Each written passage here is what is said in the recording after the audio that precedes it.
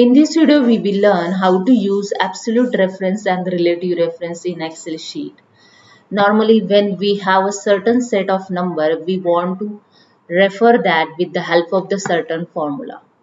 We generally use is equal to, which is a referring to the cell number, and just enter.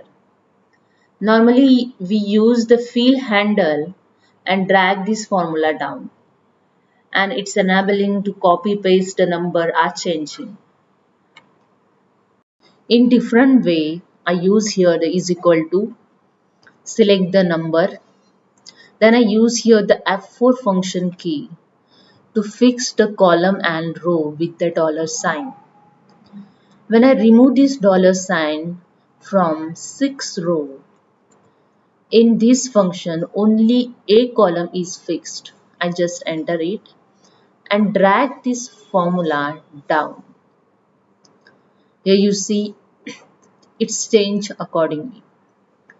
When I drag this formula in column,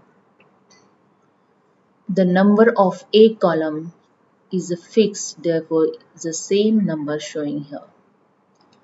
Because here I fixed a column, not 6 row. In second way, I fixed here the, again I use the F4 function key and fixed here 6 row and remove this dollar sign from a and just enter. Now I drag this formula below this cell.